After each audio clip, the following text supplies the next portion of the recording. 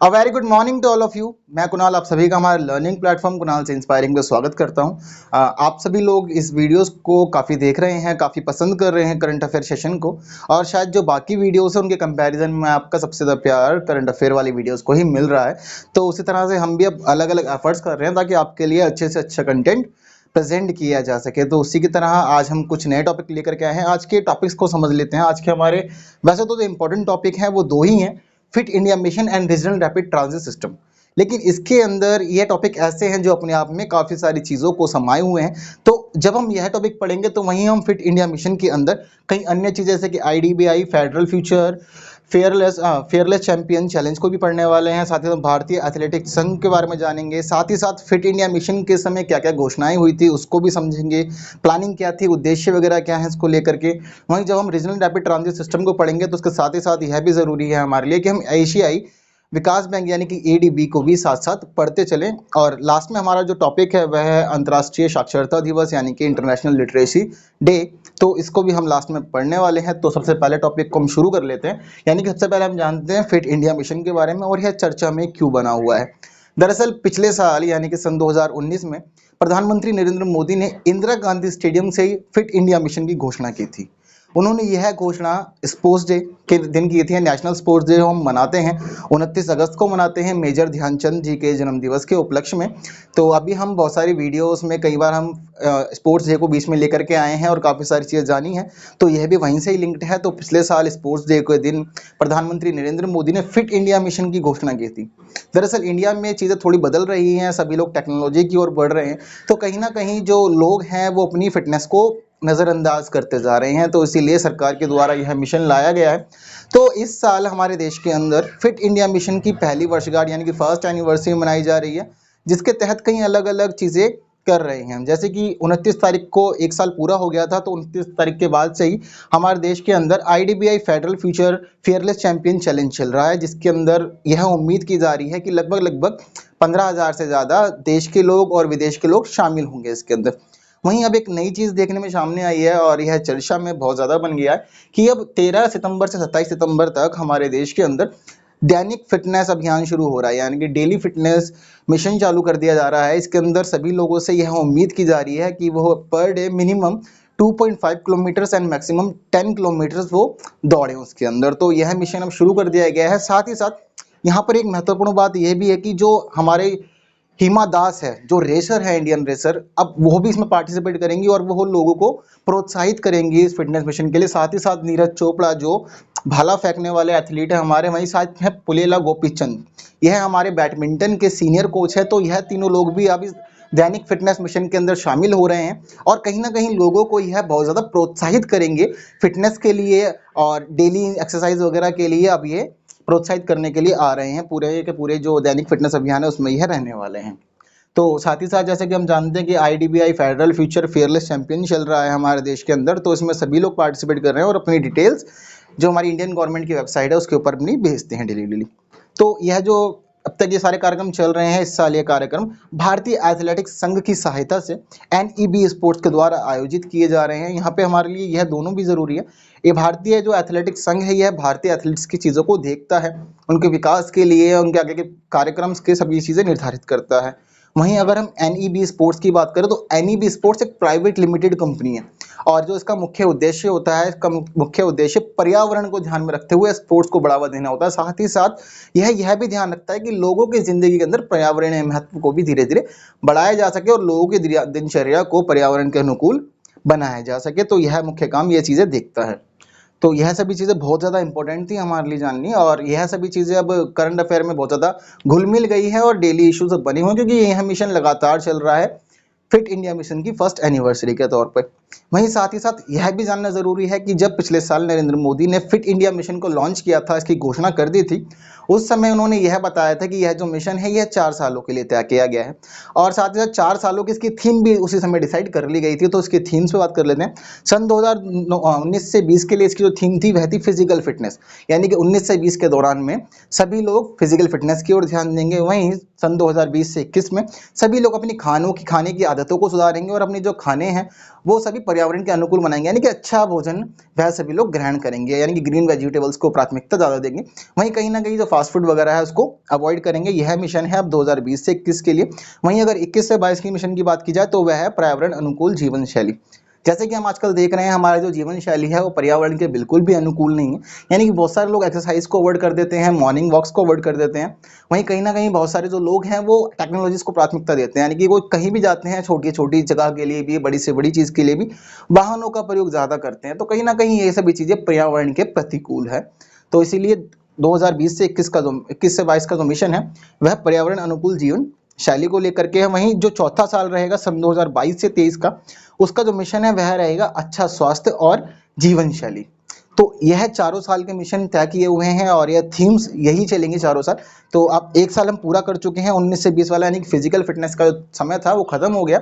इसीलिए यह सभी मिशन जो है, यानी कि IDBI federal future fearless champion challenge and Dainik fitness अभियान, तो ये इसलिए चलाए जा रहे हैं। वहीं अब आगे सेकंड जो ईयर चलेगा उसके अंदर खाने की आदतों के ऊपर ध्यान दिया जाएगा। यह सारी बातें थी हमारे फिट इंडिया मिशन को लेकर के। कुछ चीज़ें इसके लिए याद रखना बहुत ज़्यादा ज़रूरी है। आई होप आप समझ रहे हैं। तो बहुत सारी चीज़ें तो इसके लिए ध्यान रखना ज़रूरी है, पहले हम वो भी देख लेते हैं साथ साथ। तो ज़रूरी यह है कि इसको कब लॉन्च किया गया था, तो डेट हमेशा याद रखें, 29 अगस्त 2019 को, यानी कि अब एक साल हो गया पूरा। पिछले साल इसको लॉन्च किया गया था नेशनल स्पोर्ट्स डे के दिन, जिस दिन हमारे देश में मेजर ध्यानचंद का जन्मदिन मनाया जाता है। तो इस साल का इंपॉर्टेंट क्या है, 13 से 27 सितंबर दैनिक फिटनेस अभियान है।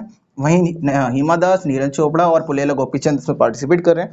वहीं कहीं ना कहीं IDBI federal future fearless champion challenge का भी महत्व है और कहीं ना कहीं NEB स्पोर्ट्स भी यहाँ इंपॉर्टेंस रखता है। वहीं साथ ही साथ आप ये भी ध्यान रखें कि 4 सालों की थीम्स क्या क्या है। तो यह पूरी बात थी फिट इंडिया मिशन को लेकर के, और एक साल काफ़ी अच्छे से बीता इसका। वहीं अब हम दूसरा रुख कर लेते हैं अपने अगले टॉपिक की, और हमारा अगला टॉपिक है रीजनल रैपिड ट्रांजिट सिस्टम। यह चर्चा में क्यों है, दरअसल हमारे देश में कई समय से यह कोशिश की जा रही है कि रीजनल रैपिड ट्रांजिट सिस्टम्स को बढ़ावा दिया जाए, तो अलग अलग जगहों पे यह मुहिम चलाई जा रही है। लेकिन अब यह चर्चा में क्यों है, यह समझ लेते हैं। दरअसल भारत और ADB यानी कि एशियन डेवलपमेंट बैंक, इन दोनों के बीच में एक समझौता हुआ है। यह जो समझौता है यह $1 अरब का समझौता हुआ है, यानी कि ADB भारत को $1 अरब का ऋण देगा। ये चीजें इन दोनों के बीच फाइनल हो गई है। वहीं कल यह भी इन दोनों के बीच फाइनल हुआ, एक समझौता हुआ, और उस समझौते के तहत $50 करोड़ के एक किस्त के ऊपर हस्ताक्षर हो गए हैं, और ADB ने $50 करोड़ की जो किस्त है वह भारत को दी है। तो यह बताया जा रहा है कि यह इसकी पहली किस्त भारत को दी गई है। वहीं साथ ही साथ यहाँ पे ध्यान देने वाली बात यह है कि जो पहली किस्त है $50 करोड़ की, यह कहाँ इस्तेमाल की जाएगी। दरअसल जो इंडियन गवर्नमेंट का प्लान है वो NCR के अंदर 3 रीजनल रैपिड ट्रांजिट सिस्टम बनाने का है। तो यह जो $50 करोड़ आया है, ये $50 करोड़ को पहले रैपिड ट्रांजिट सिस्टम के लिए खर्च किया जाएगा। यह पहला रैपिड ट्रांजिट सिस्टम सराय काले खां से मोदीपुरम तक बनाया जाएगा। सराय काले खां कहाँ है, सराय काले खां दिल्ली में है। वहीं अगर बात की जाए मोदीपुरम की तो यह मेरठ में है। तो दिल्ली से मेरठ तक के लिए पहला रीजनल रैपिड ट्रांजिट सिस्टम बनाया जाएगा। वहीं यह दिल्ली के सराय काले खां से मोदीपुरम तक बनाया जाएगा। तो यह पहली किस्त पूरी की पूरी इस वाले प्रोजेक्ट पर ही इन्वेस्ट की जाएगी, और इसको बहुत ज़्यादा महत्व दिया जा रहा है, और पहले किस्त इसकी फाइनल हो गई है। वहीं ये भी ध्यान देने वाली बात है कि $1 अरब का जो पूरा अमाउंट है वो फाइनल कर दिया गया है ADB के द्वारा। इसकी पहली किस्त $50 करोड़ की भारत में दे दी गई है। वहीं इसके बाद ध्यान दी जाए तो ये NCR क्षेत्रीय योजना है, यानी कि जो ये तीनों के तीनों जो प्रोजेक्ट बनेंगे, तीनों प्रोजेक्ट किसके लिए बनेंगे, NCR वाले एरिया में, यानी कि दिल्ली को उसके आसपास के जो जरूरी जगहें हैं वहां से जोड़ा जाएगा, और इसके लिए 3 महत्वपूर्ण रास्ते बनाए जाएंगे। वहीं कहीं ना कहीं सरकार के द्वारा यह भी व्यक्त किया जा रहा है कि इन चीज़ों को बनाने के बाद से, यानी कि जब रीजनल रैपिड ट्रांजिट सिस्टम बनाया जाएगा तो ट्रैवल के अंदर लगभग 4 से 5 घंटे की कमी आएगी। और एक यह भी बताया जा रहा है कि यहाँ पर जो रेलवे ट्रैक बनाए जाएंगे वो उस पर जो ट्रेन चलेगी वो 180 किलोमीटर पर आवर की स्पीड से चलने वाली है। यह भी चीज़ें व्यक्त की गई हैं। रीजनल रैपिड ट्रांजिट सिस्टम के अंदर क्या बनाया जाएगा, यहाँ पर रेल गलियारे बनाए जाएंगे, यानी कि रेलवे ट्रैक्स नए नए स्थापित किए जाएंगे जिन पर यह ट्रेन चलाई जाएंगी और स्पेशल काम होगा सारा का सारा। तो बहुत ज़्यादा रैपिड रहने वाला, नाम से समझ में आ रहा है, रीजनल यानी कि क्षेत्रीय तौर पर रैपिड चीज़ें बनाई जाएंगी, बहुत ज़्यादा तेजी से ट्रांजिट सिस्टम को यहाँ तैयार किया जाएगा। यह सारी बात हो गई थी रीजनल रैपिड ट्रांजिट सिस्टम की। तो पहला पास हो गया है। पहला कहाँ के लिए पास हुआ है, दिल्ली के सराय काले खां से मेरठ के मोदीपुरम तक के लिए। जब हम इतना समझ रहे हैं तो कहीं ना कहीं यह भी जरूरी है कि हम ADB को समझें। अब तक बहुत सारी परीक्षाएं ऐसी हुई है जहां पर एडीबी से क्वेश्चन आए हैं। अलग अलग परीक्षाओं में एशियन डेवलपमेंट बैंक को पूछता रहता है और विभिन्न प्रश्न इसके बारे में आते हैं, तो उसको समझ लेते हैं दरअसल ये है क्या। जैसे कि हम नाम समझ रहे होंगे, एशियाई विकास बैंक, तो यह एक बैंक है, ये एक रीजनल बैंक है, क्षेत्रीय तौर पर बनाया गया है, कुछ लिमिटेड दायरे हैं इसके, बहुत पूरा पूरा पूरा इंटरनेशनल लेवल पे काम नहीं करता, केवल रीजनल लेवल पे काम करता है। इसका रीजनल क्या रहेगा, एशिया, यानी कि इसका जो मुख्य उद्देश्य है वो एशिया में रह करके विकास बैंक के तौर पर काम करने का है। साथ ही साथ कहीं ना कहीं यह भी बताया जा रहा है कि यह जो बैंक है, इस बैंक को वर्ल्ड बैंक के आधार पर ही तैयार किया गया है, यानी कि जो जो चीजें वर्ल्ड बैंक में शामिल है उन्हीं सभी चीजों को इसके अंदर भी फॉलो बैक किया है एक रीजनल के तौर पे। वहीं कहीं ना कहीं यहाँ पे ये भी समझना जरूरी है कि इसकी स्थापना को भी तो एडीबी यानी कि इसकी स्थापना 19 दिसंबर 1966 को कर दी गई थी। काफी पुराना बैंक है, इससे यही पता लग जाता है। जिस समय इसकी स्थापना हुई थी उस समय इसके अंदर 31 देश हुआ करते थे, लेकिन वर्तमान में इसके अंदर 67 देश शामिल हैं। तो बहुत ज्यादा जरूरी ध्यान देने वाली बात है कि कहीं ना कहीं इसने बहुत ज्यादा विकास कर लिया है। वहीं साथ ही साथ यहाँ पे ध्यान देने वाली बात एक यह भी है कि वैसे तो ये बैंक केवल एशियाई देशों के लिए बनाया गया था, लेकिन वर्तमान में इसके अंदर जो 48 देश हैं वो एशिया और प्रशांत महासागर वाले क्षेत्र से जुड़े हुए हैं, लेकिन जो 19 देश हैं ये सारे 19 देश बाहरी हैं, यानी कि यह 19 जो देश है यह यूरोप, अमेरिका, अफ्रीका, इन महाद्वीपों से आने वाले देश हैं। तो यह भी इसके लिए एक अलग इसने नया कीर्तिमान बनाया है, क्योंकि इसका जो मुख्य उद्देश्य था वो एशियाई देशों को साथ में लेकर चलने का था, लेकिन अब इसने जो ये अलग अलग देश और ये बाहर के देश में शामिल हो गए हैं, तो कहीं ना कहीं इसका दायरा बहुत ज़्यादा बढ़ गया है। वहीं अगर इसके मुख्यालय की बात की जाए तो उसका मुख्यालय जो है, इसका मुख्यालय फिलीपींस के अंदर है। तो हेड ऑफिस के सारे काम जो भी होते हैं वह फिलीपींस से होते हैं। वहीं साथ ही साथ यहाँ पे एक ध्यान देने वाली बात यह भी है कि इसका जो अध्यक्ष बनाया जाता है वह अध्यक्ष हमेशा जापान से ही बनता है। अब तक ऐसा देखा नहीं गया कभी भी कि कोई भी अध्यक्ष जापान के अलावा किसी अन्य देश से बना हो। तो उसके अध्यक्ष के बारे में हमेशा यह ध्यान रखा जाए कि इसका जो अध्यक्ष होगा वो जापानी होगा। तो यह सारी बातें इसकी महत्वपूर्ण बातें थी।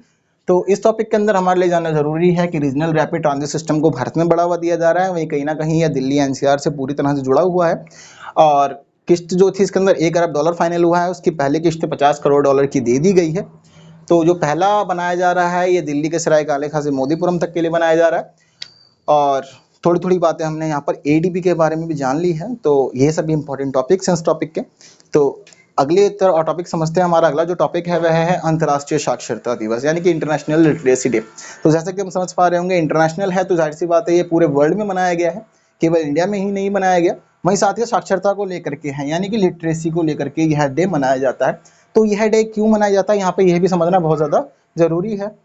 तो इस डे की जो शुरुआत थी सन 1996 में कर दी गई थी। सन 1996 से ये डे मनाया जा रहा है, और उसके बाद सन 1996 में यूनेस्को ने इसको मनाने की घोषणा कर दी थी कि यह डे मनाया जाएगा। तो इसका उद्देश्य क्या था यह समझ लेते हैं। दरअसल पूरी दुनिया फिलहाल शिक्षा के आधार पर ही चल रही है, शिक्षा वह चाहे टेक्नोलॉजी को लेकर के हो या किसी और मामले में हो, लेकिन दुनिया चल तो शिक्षा के आधार पर रही है। तो इस डे को जो मनाने का मुख्य उद्देश्य है वह चाहते हैं कि पूरे पूरे दुनिया के अंदर शिक्षा के महत्व को समझा जाए, वहीं कहीं ना कहीं इससे शिक्षा को और ज़्यादा बढ़ावा दिया जाए और लोगों के जीवन में शिक्षा को शामिल किया जाए अच्छे से अच्छे तौर पर। तो इसका जो मुख्य उद्देश्य शिक्षा को लेकर के है, साक्षरता को लेकर के है पूरा का पूरा। तो कल और यह जो शिक्षक ये जो दिवस है साक्षरता दिवस, यह हर साल 8 सितंबर को मनाया जाता है।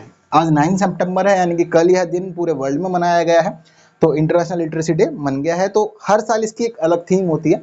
इस साल की इसकी जो थीम है वह रहेगी literacy teaching and learning in the covid crisis and beyond. तो यह इस साल की थीम थी। बहुत ज़्यादा इंपॉर्टेंट बात है, क्योंकि परीक्षाओं में यह पूछ लेता है कि किस वर्ष कौन सी थीम थी। तो हमें यह ध्यान रखना है कि सन 2020 के लिए इसकी जो थीम थी वह थी literacy teaching and learning in the covid crisis and beyond. कब से मनाया जा रहा है? 1996 से मनाया जा रहा है। घोषणा किसके द्वारा हुई थी? यूनेस्को के द्वारा हुई थी। यूनेस्को के द्वारा घोषणा करने के बाद से पूरी दुनिया इसको मना रही है। तो कल ये मना लिया गया। डेट याद रखिएगा, 8 सितंबर को हर वर्ष यह दिन मनाया जाता है। तो आज की इस क्लास के अंदर हमने, वैसे टॉपिक तो हमारे 3 है, पर इसके अंदर हमने 5-6 टॉपिक्स को काफ़ी अच्छे से क्लियर किया है और समझा है। अब अगर यहाँ से प्रश्न आता है तो वो नहीं छूटने वाला।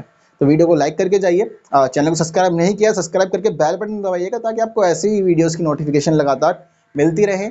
और thank you so much for watching this video. शाम को मिलते हैं पॉलिटी की वीडियो के साथ।